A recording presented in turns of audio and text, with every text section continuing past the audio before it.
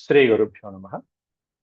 వ్యాస విరచిత శ్రీమన్ మహాభారతంలో సభాపర్వంలో నేడు మనం 98వ అధ్యాయం చెప్పుకుంటున్నాం.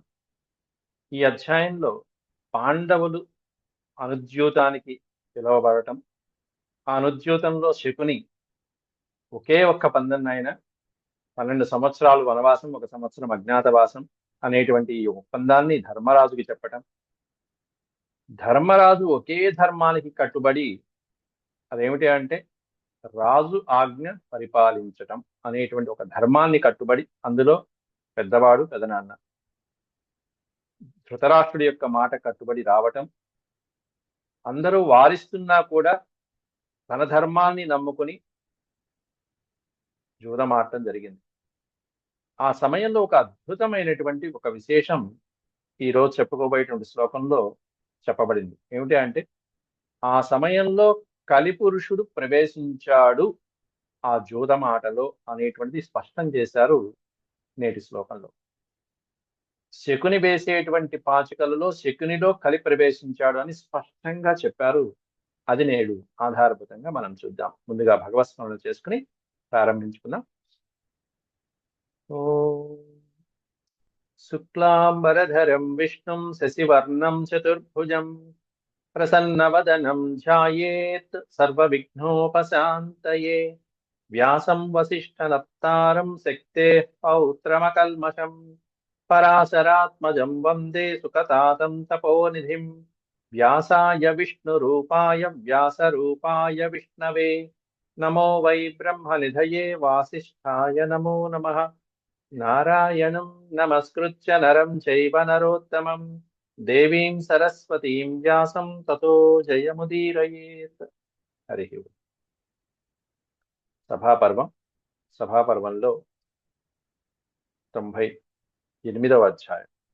దాంట్లో నిజనగరం గచ్చతో యుధిష్ఠిరస్య మధ్యే మార్గం జూతాహ్వానేన పునర్వృత్య భూతసభా ప్రవేశ.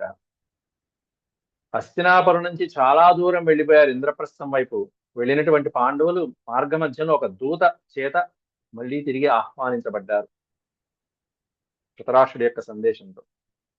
అనుద్యూతేపి యుధిష్ఠిరస్య శకునినా పరాజయ. అనుద్యూతం అంటే మళ్ళీ తిరిగి ఆడినటువంటి ద్యూతంలో మళ్ళీ ఓడించబడ్డాడు శకుని చేత.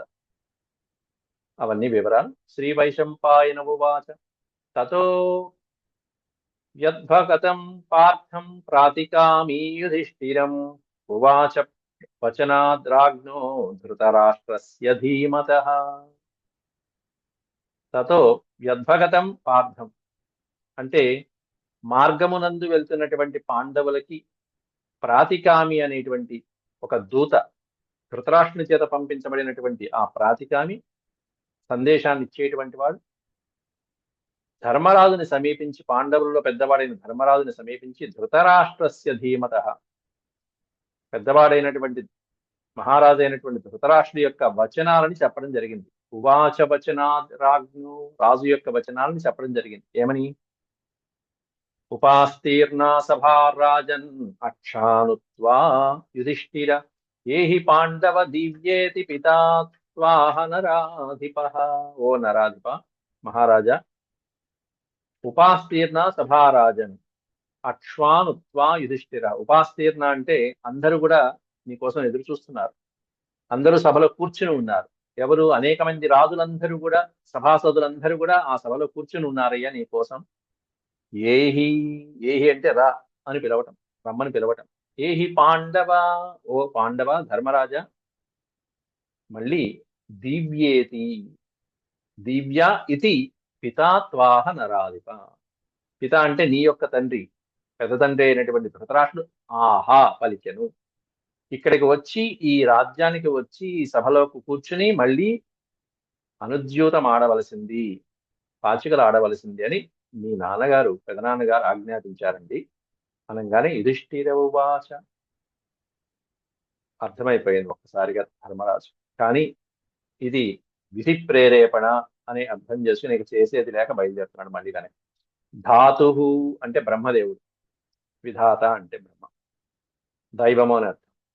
ధాతుర్నియోగాద్ భూతాని ప్రాప్నువంతి శుభాశుభం. కేవలం భగవద్ అనుగ్రహంతోనే మానవుడు అనేటువంటి వాడు శుభాశుభాలు అనేవి పొందుతూ ఉంటాడు. న నివృత్తిస్తయోరస్తి దేవతత్వం పునర్యది. భగవంతుడి అనుగ్రహంతోనే ఆ సుఖాసుఖాలు శుభాశుభాలు అనేటువంటివి ప్రాప్తిస్తూ ఉంటాయి. నా నివృత్తి తయోస్తి. వాటి నుంచి మనం నివారణోపాయాలు మనం వెతికినా కూడా దొరకవు. వాటి నివృత్తి తయో నా, వాటికి ఇంక నివారించడం అనేటిది మన తరం కాదు. దైవంతో మనమేం పోరాడతాం? అక్షద్యూతే సమాహ్వానం నియోగా స్థవిరస్య చ జానన్నపి క్షయకరం నాతిక్రమితుముత్సహే. జానన్నపి క్షయకరం. క్షయకరం అంటే వినాశనము. వంశ వినాశనానికే ఈ జూదమాడటం అనేది జరుగుతుందని జానన్నపి తెలిసినప్పటికీ ఈ అక్షద్యూతం అనేటువంటిది ఆహ్వానం, మళ్ళీ తిరిగి ఆహ్వానించారంటే, ఎప్పుడైనా సరే ఓడిపోయిన తర్వాత మళ్ళీ తిరిగి వెళ్తున్నప్పుడు ఆహ్వానించారన్నా, అంతెందుకు వాలి సుగ్రీవుల యుద్ధం చూడండి. సుగ్రీవుడు మొదటిసారి ఓడిపోయాడు, రెండోసారి మళ్ళీ వచ్చాడు. వాళ్ళని మళ్ళీ రెట్టించినప్పుడు తార ఏమని చెప్పింది వాలికి? రెండోసారి పిలుస్తున్నారంటే ఏదో కారణం ఉంది, జాగ్రత్త జాగ్రత్త జాగ్రత్త అనుకోవాలా లేదా? ఓడిపోయి మళ్ళీ తిరిగి రాజ్యాన్ని పొంది వెళ్తున్నారు. వాళ్ళు వెళ్తున్నప్పుడు మళ్ళీ పిలిచారు వీళ్ళు. అక్షద్యూతే సమాహ్వానం. మళ్ళీ తిరిగి జానన్నపి క్షయకరం. మళ్ళీ ఈ పాచికలాటం అనేటువంటి క్షయకరం జానన్నపి, వంశ వినాశనానికి అవుతుందని తెలిసినప్పటికీ కూడా స్థవిరస్య నియోగాత్ అనే ఒక్క ధర్మంతో వెళ్తున్నాను అంటున్నాడు ఇక్కడ యుధిష్ఠిరుడు. స్థవిర అంటే వృద్ధుడు. వృద్ధ మహారాజు పిలిచినటువంటి కారణంతో వృద్ధరాజును పిలవడం కూడా కదా, నియోగించాడు. నియోగించడం అంటే నియమించుట, ఆజ్ఞాపించుట. నన్ను ఈ పని యందు నియోగించాడు కాబట్టి మహారాజు పాలనలో ఉన్నటువంటి వాళ్ళు దాన్ని చెయ్యాలి.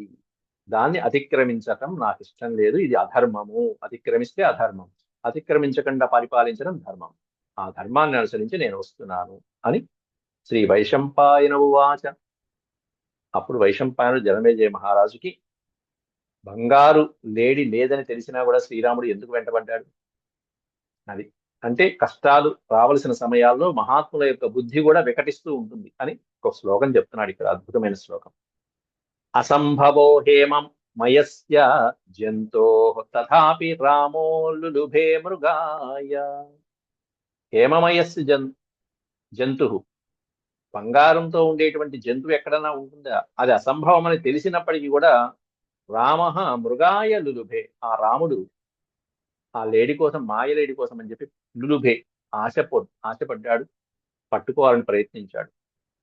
కాబట్టి మహానుభావుల యొక్క బుద్ధి కూడా ఒక్కోసారి ఇట్లాంటి ఆపదల సమయంలో వికటిస్తూ ఉంటుందేమో. ప్రాయస్సమాసన్న పరాభవాణం ధియో విపర్యస్తరసా భవంతి. విపర్యస్తరా భవంతి. కాబట్టి మహానుభావుల యొక్క బుద్ధి కూడా ఒక్కోసారి ఇటువంటి సందర్భాల్లో వికటిస్తూ ఉంటుంది. ఇది బ్రువన్ నివృతే భ్రాతృభిస్సహ పాండవ జానాంశ్చ శకునేర్ మాయాం పార్థో ద్యోతమియాత్ పునః. ఈ విధంగా చెప్పి ఇది బ్రువన్ నివృతే భ్రాతృభి సహ పాండవ. యుధిష్ఠిరుడు తన సోదరులతో ద్రౌపదితో పాటుగా బయలుదేరాడు. తెలిసి కూడా, శకుని యొక్క మాయని తెలిసినప్పటికీ కూడా ఆ అర్జునుడు జ్యోత సభకి ప్రయాణమై అక్కడ చేరుకున్నాడు. వివిషుస్తే సభాం, ఆ సభలో ప్రవేశించాడు కదా. వివిషు అంటే ప్రవేశించుట, ప్రవివిషు అన్నట్టు ప్రవేశించుట.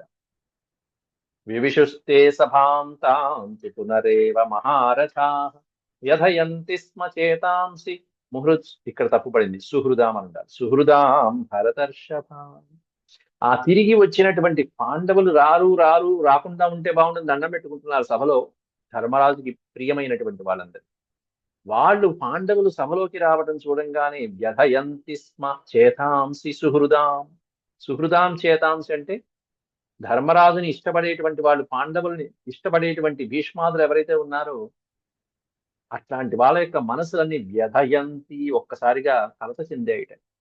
అయ్యో వీళ్ళు వచ్చారే అమాయకులు, ఈ శకుని చేతిలో పడితే ఏమవుతారో మళ్ళీ అని చెప్పి వ్యధ చెందాయి వాళ్ళ యొక్క మనసులు. యథోపజోషమాసీనా పునర్జ్యూత ప్రవర్తయే సర్వలోక వినాశాయ దైవేన ఉపపీడితా. ఒకే ఒక కారణం చెప్తున్నారు. యథా ఉపజోషమాసీనా. ఆసీనా అంటే కూర్చోవటం. వాళ్ళ వాళ్ళ ఆసనాల్లో కూర్చున్నారు. పునర్జ్యూత ప్రవృత్తయే, మళ్ళీ తిరిగి జూదమాడటం అనేటువంటిది రాజాజ్ఞతో జరుగుతున్నది. ఇది దేనికోసం అంటే సర్వలోక వినాశాయ, సమస్త లోకాలు వినాశనం చెందడం కోసమే దైవ దైవేన ఉపపీడిత. దైవ అంటే దైవ కార్యము కోసము అని దాని అర్థం అక్కడ. ఈ పదం పెట్టారంటే మళ్ళీ సర్వలోక వినాశనం అనేటువంటి దైవ కార్యం కోసం ఈ యుధిష్ఠిరుడు మళ్ళీ అక్కడ కూర్చోబడ్డాడు అని అర్థం అక్కడ. కాబట్టి ధర్మరాజు మిగతా వాళ్ళు వద్దన్నప్పటికీ కూడా దైవము అనేటువంటిది విధించడం వలన అక్కడ కూర్చున్నాడు అనేటువంటిది ఈ స్టేట్మెంట్ బలాన్ని చేకూరుస్తుంది. శకునిరువాచ. అప్పుడు శకుని పందెం చెప్తున్నాడు. ఏం పందెం? అముంచస్థవిరో యద్వోధనం పూజితమేవ తత్ మహాధనం గ్రహం చేకం శృణు భో భరతర్షభ. భో భరతర్షభ. భో అంటే సంబోధన. ఓయి ఓ ధర్మరాజ, నువ్వు అంతకుముందు ఆడినటువంటి ఆటల్లో ఎంతో ధనాన్ని పోగొట్టుకున్నావు. కానీ ఆ వృద్ధ మహారాజు వలన మళ్ళీ తిరిగి పొంది వెళ్తున్నావు. అముంచత్ స్థవిరః. స్థవిరః అంటే వృద్ధుడు అని అర్థం. ఆ వృద్ధ మహారాజు వలన మొత్తం పోగొట్టుకున్నదంతా తిరిగి, ఏ ధనమైతే పోగొట్టుకున్నావో అదంతా పోగొట్టుకుని మళ్ళీ తిరిగి నీ రాజ్యానికి చక్కగా గౌరవంగా వెళ్తున్నావు. పూజితమేవ తత్ మహాధనం గ్లహం ఏకం శృణుతో భరతర్షభ. ఆ మహాధనాన్ని అంతా తిరిగి పొందావు, కానీ ఈసారి అవన్నీ వద్దు. ఒకటే పందెం. ఏకం గ్లహం, ఒకే ఎత్తు, ఒకే పందెం. ఏమిటది పందెం అంటే? వయం వా ద్వాదశాబ్దాని యుష్మాభిర్జ్యోత నిర్జితా ప్రవిశేమ మహారణ్యం పౌరవాజిన వాసస. జ్యూత నిర్జిత, జూతంలో ఓడిపోయినటువంటి వాడు. అది మేమైనా సరే, వయం అంటే మేము ఓడిపోయినా సరే, లేకపోతే యుష్మాభిహి, మీరు ఓడిపోయినా సరే. ఓడిపోయినటువంటి వాడు 12 సంవత్సరాలు, ద్వాదశాబ్దాని ప్రవిశేమ మహారణ్యం, 12 సంవత్సరాలు వనవాసం చేయాలి. ఎలా?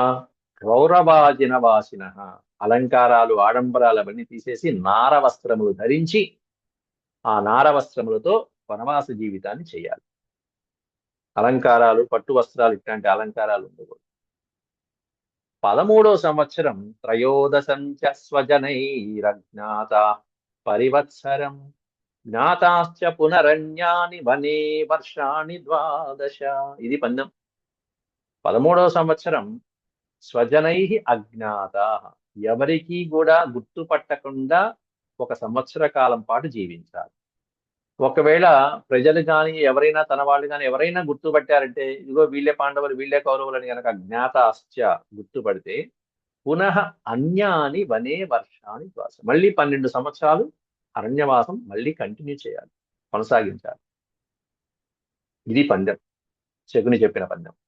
అస్మాభిర్నిర్జితాయూయం వనే 12 వత్సరాన్ వసధ్వం కృష్ణయా సార్ధమజినై ప్రతివాసిత. అస్మాభి నిర్జిత, ఒకవేళ మేము ఓడిపోయినా మేము అలాగే వనవాసం చేస్తాం. యూయం వనే 12 వత్సరాలు, మీరు ఓడిపోయినా సరే 12 సంవత్సరాలు వనవాసం చేయాలి. వసధ్వం కృష్ణయా సార్ధం, భార్య అయినటువంటి ద్రౌపదితో పాటు నివసించాలి. అజినై ప్రతివాసిత, నార వస్త్రాలు ధరించి 12 సంవత్సరాలు అరణ్యవాసం చేయాలి, మీరు ఓడిపోయినా మేము ఓడిపోయినా అన్నాడు.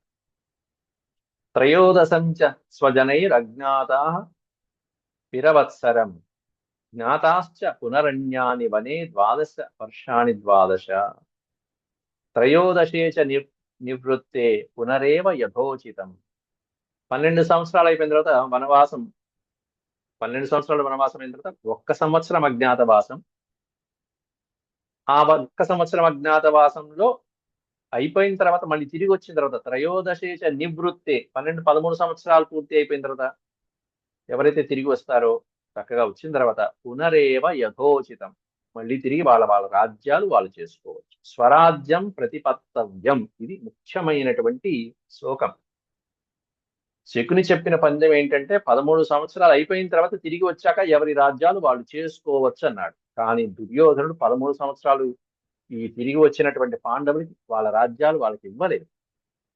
కాబట్టి ఒకటే, అనుద్యూతంలో మోసం చేయడం ఒకటైతే, వనవాసం ధర్మబద్ధంగా చేసి తిరిగి వచ్చినటువంటి పాండవులకి వాళ్ళ రాజ్యాలు వాళ్ళకి ఇవ్వకపోవడం అనేటువంటిది దుర్యోధనుడు చేసిన మరొక అపరాధం. స్వరాజ్యం ప్రతిపత్తవ్యం ఇతరై అధ పేతరై. వాళ్ళ వాళ్ళ రాజ్యాలు, స్వరాజ్యాలు వాళ్ళు పొందవచ్చు 13 సంవత్సరాలు అయిపోయాక. దీంట్లో ఎటువంటి సందేహం లేదు. అందువల్ల వాళ్ళు పాండవులు రాగానే మా రాజ్యం మాకు ఇవ్వండి అని అడిగారు. ఆక్రమించి కూర్చున్నారు, వాళ్ళు కబ్జా చేశారు. అట్లా ఉంది అది పరిస్థితి. కాబట్టి దుర్మార్గులైనటువంటి కౌరవుల యొక్క ఆగడాలు అంతూ పొంతూ లేకుండా ఉన్నాయి. అనేన వ్యవసాయేన సహాస్మాభిర్యుధిష్ఠిర అక్షానుత్వా పునర్ద్యూతమేహి దివ్యస్వ భారత.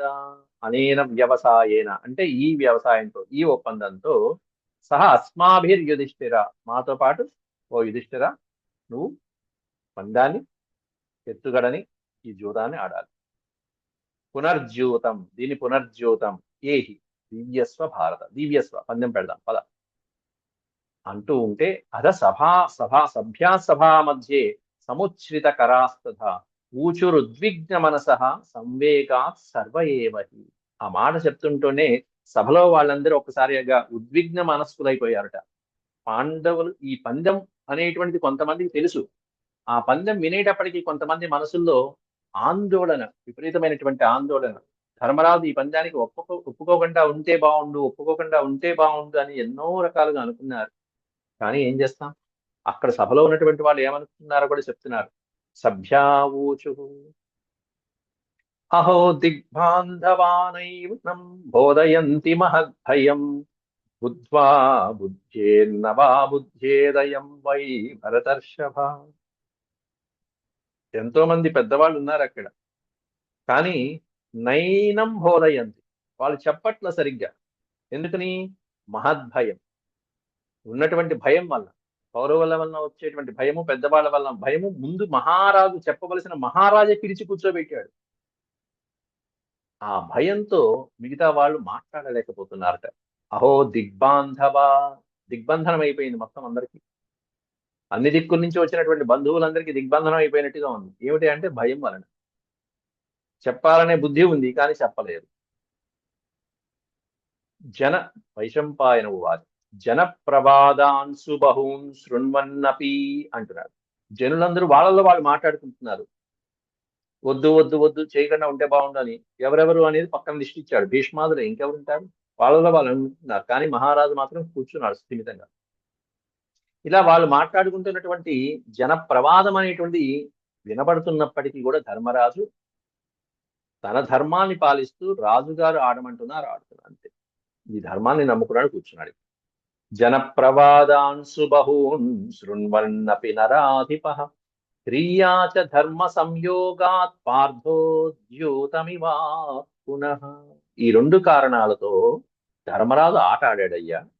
మళ్ళీ జూదానికి కూర్చున్నాడు. ఏమిటి అంటే, ఒకటేమన్నా క్రియా, సిగ్గుతో ఆడకపోతే ఇది ఏమాత్రం ఆడటం రాదా, దీనికి కూడా ఈ కళ కూడా పోషించలేవా అనేటువంటి రాజులకు ఉన్నటువంటి కళాపోషణ మొదలైనటువంటివి అన్ని కూడా తన స్థాయి దిగజార్చుకోవడం అవుతుంది. రెండోది ఏమిటంటే ధర్మ సంయోగం. మహారాజు యొక్క ఆజ్ఞ శిరసా వహించలేదు అనేటువంటిది అధర్మం. కాబట్టి ఆ అధర్మం వైపు ధర్మరాజు ఎప్పుడు వెళ్ళడు. కాబట్టి ధర్మ సంయోగా, ఈ ధర్మ నిర్ణయంతో మళ్ళీ అనుజ్యూతానికి కూర్చున్నాడు ధర్మరాజు. పక్క వాళ్ళు వద్దుంటున్నప్పటికీ. జానన్నపి మహాబుద్ధి పునర్జ్యోతమవర్తయత్ అప్యాసన్నో వినాశ స్యాత్ కురూనామితి చింతయన్. పైగా అనుకుంటున్నట్ట ఏమనంటే, ఇది కురువంశ వినాశనానికి దారి తీస్తున్నది అని కూడా అనుకుంటూ మొదలుపెట్టాడు. అపి ఆసన్ వినాశ స్యాత్ కురూనామితి, మొత్తం కౌరవ వంశ వినాశనానికి దారి తీస్తుందని జానన్నపి, తెలిసి కూడా, తన మహాబుద్ధి కలిగినటువంటి యుధిష్ఠిరుడికి తెలిసి కూడా కూర్చున్నాడు. ఇది వాళ్ళకే ప్రాప్తం. వీళ్ళు 13 సంవత్సరాలే, కానీ వాళ్ళ ప్రాణాలే పోతాయి తర్వాత యుద్ధంలో. 13-18 రోజుల్లో 13 సంవత్సరాలు వీళ్ళ జీవితం వనవాసంలో ముక్కు మూసు కూర్చుంటారు, ఇంకా బలాన్ని చేకూర్చుకుంటారు. ఆ తర్వాత వచ్చిన తర్వాత ఏముంది, 18 రోజులు మహా అయితే కౌరవులు వాళ్ళ జీవితం. యుధిష్ఠిరౌవాచ కథం వై మద్విధో రాజా స్వధర్మమనుపాలయన్ ఆహూతో వినివర్త వినివర్తేత శకునే త్వయా. అప్పుడు యుధిష్ఠుడు తన యొక్క అంగీకారాన్ని శకునికి చెప్తున్నాడు. నాలాంటి రాజులు మద్విధో రాజా స్వధర్మం అనుపాలయన్. ఎట్లాంటి రాజు? తమ ధర్మాన్ని తాను పాటించేటువంటి మాలాంటి రాజులు ఎప్పుడు కూడా ఆహ్వానించబడిన తర్వాత వెనకడుగు వేయరయ్యా. మహారాజు గారి ఆజ్ఞతో ఆడుతున్నాను కానీ అని మొదలు పెట్టమన్నారు. ఆహూతో వినివర్తేత దివ్యామి శకునే త్వయా. నేను పాచికలు ఆడటానికే నిశ్చయించుకున్నాను కానీ అన్నాడు. దివ్యామి అంటే జూదమాట, పందెం ఒప్పుకున్నాడు. మళ్ళీ శకుని ఇంకొకసారి ఆ పందాన్ని పునరుద్ఘాటించి పందెం వేస్తున్నాడు. గవాశ్వాం బహుధేను పర్వతం అజావికం గజా కోశో హిరణ్యం చ దాసీ దాసశ్చ సర్వశః హిత్వానో గ్రహ ఏకో ఏవైకో వనవాసాయ పాండవాః యూయం వయం వా విజితా వసేమ వనమాశ్రితాః. అయ్యా, మొత్తం సమస్తమైనటువంటి చతురంగ బలాలు, జంతువులు, గవ అశ్వ అంటే గోవులు, అశ్వాలు, ధేనువులు, అనేకమైనటువంటి పర్వత ప్రాంతం, సముద్ర పర్యంతం ఉన్నటువంటి అద్భుతమైనటువంటి రాజ్య సంపదలు, మేకలు, ఏనుగులు మొదలైనటువంటి గజ, అశ్వ, కో, హిరణ్యం, బంగారము మొదలైనటువంటి దాసదాసి జనులు మొదలైనటువంటివన్నీ కూడా వదిలిపెట్టి ఒకటే పందెం. హిత్వానో గ్రహ ఏకో వై. గ్రహం అంటే పాచక పందెం అనేది ఒకే ఒక్కటి వేస్తున్నాం. అది వనవాసానికి సంబంధించిన పందెం. మరొకసారి చెప్తున్నాను, ఏమిటి అంటే త్రయోదశం చ వై వర్ణమజ్ఞాతాః స్వజనైస్తథా. 12 సంవత్సరాలు వనవాసం, 1 సంవత్సరం అజ్ఞాతవాసం. అనేన వ్యవసాయేన దివ్యామ పురుషర్షభ. ఈ పందెంతో మనం ఇప్పుడు పందెం ఆట వేస్తున్నాం అయ్యా. సముక్షేపేణ చ ఏకేన వనవాసాయ భారత అన్నాడు. ఈ ఒక్క పందెంతోనే వనవాసమా నువ్వా నేనా అనేది తేలిపోతుంది అని చెప్పి శకుని మరొకసారి ఉద్ఘాటించాడు. అంతే. అప్పుడు వైశంపాయనుల వారు జనమేజయుడికి ఆ సభలో కలకలం అనేటువంటిది ఎలా ఉంది, దైవబలాత్తు అక్కడ ఉన్నవాళ్ళు వద్దంటున్నా కూడా పందెం ఎలా వేశారు, కలిపురుషుడు శకునులో ఎలా ప్రవేశించాడని చెప్తున్నారు. ఏవం దైవ బలావిష్టో ధర్మరాజో యుధిష్ఠిరః భీష్మద్రోణావార్యమాణో విదురేణ చ ధీమతా. ఈ విధంగా భీష్మద్రోణాదులు వారిస్తున్నా, విదురుడు వద్దంటున్నా,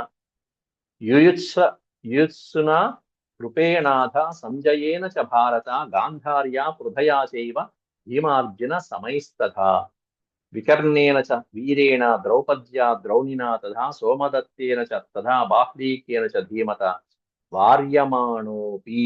వార్యమాణ అంటే ఈ పైన చెప్పినటువంటి వాళ్ళందరూ కూడా నివారిస్తున్నప్పటికీ దాంట్లో ఎవరున్నారు? గాంధారి దేవుంది, కుంతీదేవి ఉంది, భీమార్జునుడు ఉన్నారు, వికర్ణుడు, వీరుడు, ద్రౌపదీదేవి, ద్రోణాచార్యుడి పుత్రుడైన అశ్వత్థామ, వీళ్ళందరూ, సోమదత్తుడు, బాహ్లీకుడు వద్దంటున్నప్పటికీ, నివారిస్తున్నప్పటికీ ఇది మంచిది కాదు, జూదం మంచిది కాదు, వద్దు వద్దు అని చెప్తున్నా కూడా ధర్మరాజు ఏమన్నా ఒక ధర్మం మీద కట్టుబడ్డాడు, మహారాజు ఆడమన్నాడు. ఇది ధర్మం. ఆయన అదుపు ఆజ్ఞలో ఉన్న వాళ్ళం కాబట్టి ఆయన చెప్పింది చేయాలి. ఇంతమంది వద్దంటున్నా కూడా ఆ మూర్ఖ రాజు వినిపించుకోవటం లేదు, తన పద్ధతి మార్చుకోవటం లేదు. ఎందుకంటే కుల నాశనానికైనా సరే సిద్ధపడ్డాడు. అది ధృతరాష్ట్రుడు అన్నటువంటి మాటే. వంశం నాశనమైనా సరే జూదమాడాల్సిందే అని అనుకునే పిలిచాడు. అది మనం పూర్వపాఠంలో చెప్పుకున్నాం. పైగా ధర్మరాజు ఏమనుకుంటున్నాడు? ఏవం దైవ బలావిష్ట, దైవ వినియోగము వలన ఇది దైవ కార్యము అనేటువంటి ఒక స్ఫురణ ధర్మరాజుకుంది. అందువల్ల పక్కనే ధర్మరాజుని పెట్టారు. దైవ బలావిష్ట ధర్మరాజ అంటే దాని అర్థం ఏంటో తెలుసా? ధర్మరాజులో దైవ బలం అనేటువంటిది ఆవేశించడం వలన అనేదా. ఆవిష్ట అనే పదం ఉంది. ఆయనను నీ చేత దైవ కార్యం అనేది సంకల్పించబడింది అని దాని అర్థం. శకునిలోనే ఉన్న కలిపురుషుడు ఆవహిస్తాడు, ధర్మరాజులో ఉన్న దైవ బలం అనేది ఆవహించింది. ఎందుకు దైవ బలము? ఈ 13 సంవత్సరాలు ఇక తప్పదు నీకు కష్టాలు.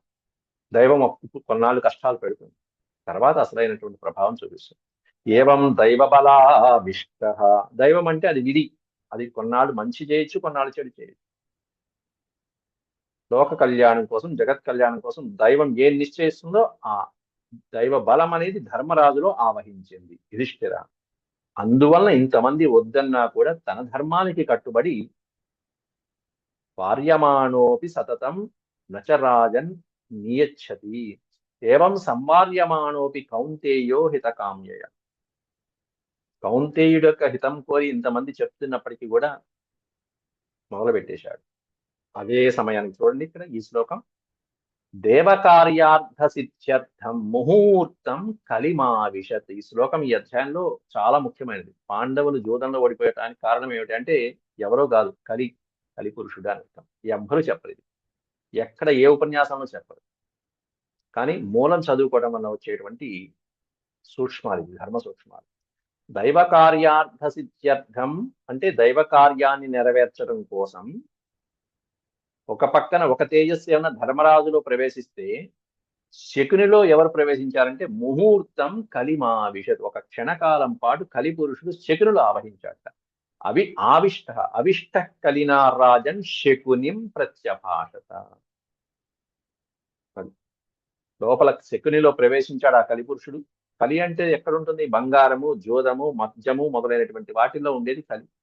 ఆ కలిపురుషుడు ఆవహించి శకుని లోపల దేనికోసం అంటే దైవ కార్యం చేయడం కోసం, అది సిద్ధించడం కోసం. ఏమిటంటే భూభారం తగ్గాలి, అది దైవ కార్యం. భూభారం తగ్గాలంటే ఇదిగో ఈ వీళ్ళందరూ రాక్షసంతో జన్మించినటువంటి ఈ కౌరవ హతకులు అందరూ, కౌరవులకి సపోర్ట్ చేసేటువంటి వాళ్ళందరూ కూడా మరణించారు, భూభారం తగ్గాలి. అందువలన కలి ప్రవేశించడం జరిగింది. ప్రవేశించి అప్పుడు శకుని ధర్మరాజుతో అంటున్నాడు కలి ప్రవేశం తర్వాత, ఏవం భవత్పితి తథా వనవాసాయ దీవ్యతి. కాబట్టి వనవాసాన్ని పందెంగా పెట్టి ఇప్పుడు దీవ్యతి, పందెం వేయబడుతుంది మహారాజా అంటూ పందెం ఆ పాచికలు చేతిలో తీసుకోవడం అయింది. ప్రతిజగ్రాహతం పార్థో గ్రహం జగ్రాహ సౌబల. ఆ జూదం ఆడేటప్పుడు ఉండేటువంటి అగ్రహం పాచికలు ఏవైతే ఉన్నాయో ఆ పాచికల్ని చేతిలో తీసుకున్నాడు సౌబల. తీసుకుని ఒకటే మాట అన్నాడు, ఏమిటంటే జితమిచ్చేవ శకునిర్ యుధిష్ఠిరం అభాషత. పందెం వేయటం అయిపోయింది. వేసిన తర్వాత శకుని యుధిష్ఠిరుడితో అంటున్నాడు, జితం ఇది ఏవ, జయించామయ్యా, మేమే జయించాం, నువ్వు ఓడిపోయావు అని ఒక్క మాటతో అనుద్యూతం, పాండవులు వెనక్కి రావటము, అనుద్యూతంలో ఓడిపోవటం, అనుద్యూతంలో ఉండేటువంటి రహస్యాలు ఈ అధ్యాయంలో చెప్పబడ్డాయి. ఇది శ్రీమన్మహాభారతే సభాపర్వణి అనుద్యూత పర్వణి 98తమో అధ్యాయ సమాప్త. ఓం శాంతి శాంతి శాంతి. యదక్షరపద భ్రష్టం మాత్రాహీనం చ యద్భవేత్ తత్సర్వం క్షమ్యతాం దేవ నారాయణ నమోస్తే. సర్వం శ్రీకృష్ణార్పణమస్తు. ఇంకొక 5 అధ్యాయాలలో మనం ఈ సభాపర్వాన్ని పూర్తి చేసుకోబోతున్నాం. ఇంతవరకు చక్కగా వ్యాస గణేశుల యొక్క కృపతో సభాపర్వాన్ని మనం దిగ్విజయంగా పూర్తి చేసుకోవడానికి ఇంకా కొన్ని రోజుల్లో చక్కగా సంపూర్ణంగా ప్రతి శ్లోకము అర్థతాత్పర్యాలతో వివరించుకోవడం జరిగింది. ఇంకొక 5 అధ్యాయాలు పూర్తి చేసుకుని చక్కగా స్వామివారికి మళ్ళీ నమస్కారం చేసుకుందాం. హరి ఓం. శ్రీ పరమేశ్వర అర్పణమస్తు.